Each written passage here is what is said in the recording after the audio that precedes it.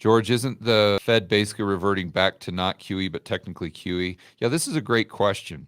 I've got to rank this. One of the top probably three things that confuse people the most is the mechanics of QE. I would say number one, it would be the mechanics of money and money creation or currency, let's say, dollars, how they're created, how they're destroyed, what impacts M2, what doesn't. But this would be definitely in the top three. So I would agree with you that whenever the Fed is buying treasuries without trying to manipulate the short end of the overnight rate, right? Because before QE, how would the Fed manipulate Fed funds?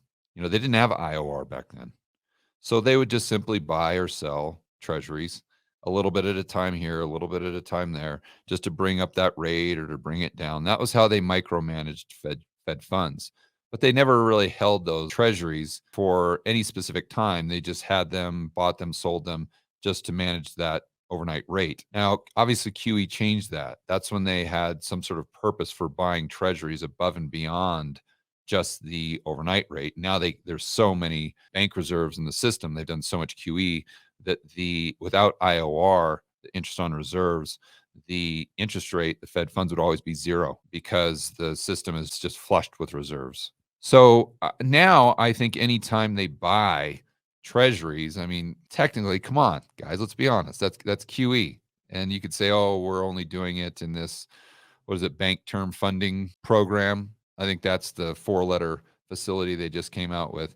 They're saying, oh, no, it's not QE. We're just giving them bank reserves and that they're pledging collateral and it's not going on our balance sheet or whatever they're saying. But bottom line, it's still the same. What's different than 2020? Because most people, when the reason they even pay attention to QE is because they want to know how that impacts M2 money supply. They think that's adding liquidity to the system, or it's money printer go burr, or whatever term they want to use.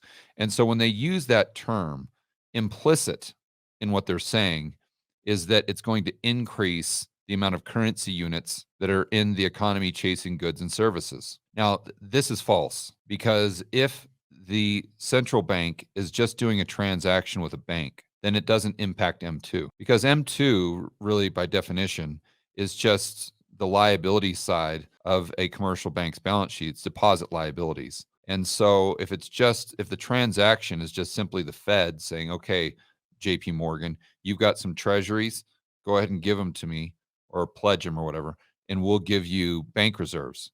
How does that impact M2? It doesn't impact it at all. So now how's that different from 2020? Because then the Fed would go out and they weren't just buying from banks or lending to banks or whatever. They were just buying in the secondary market. And so then they go through the primary dealers. Now who's selling? Well, that would be non-bank entities in the real economy. Okay, well, that's way different because if any bank, not just the Fed, any bank, JP Morgan, Goldman Sachs, if they buy a treasury or a mortgage-backed security from a non-bank entity, that's going to increase M2 money supply. Now, there's an argument as to whether they're pulling out currency units that are rotating in the economy with velocity that are actually chasing goods and services. That's a completely separate topic of discussion. The bottom line is whenever a bank buys from a non-bank, it's increasing M2. And whenever a non-bank buys from a bank, it decreases. That's another thing that most people don't think about too much. So then it becomes a question of velocity and whatnot. But this is, the only other argument that you might hear is that, well, yeah, but it's going to increase M2 because it gives the banks more balance sheet capacity. So they're going to go out there and lend more because now they've got so many more bank reserves. And that's nonsense. That's a complete misunderstanding of the banking system. Because what that implies is that banks are somehow constrained by the amount of bank reserves. Now, technically, that would decrease their balance sheet capacity, but in practice, it doesn't. Why? Because the banks create liquidity. The banks create dollars. So how can they be short on dollars? They create it. You say, yeah, George, but they can't create it if they're not willing to lend. Okay, well, that's a different question. That's a question of counterparty risk.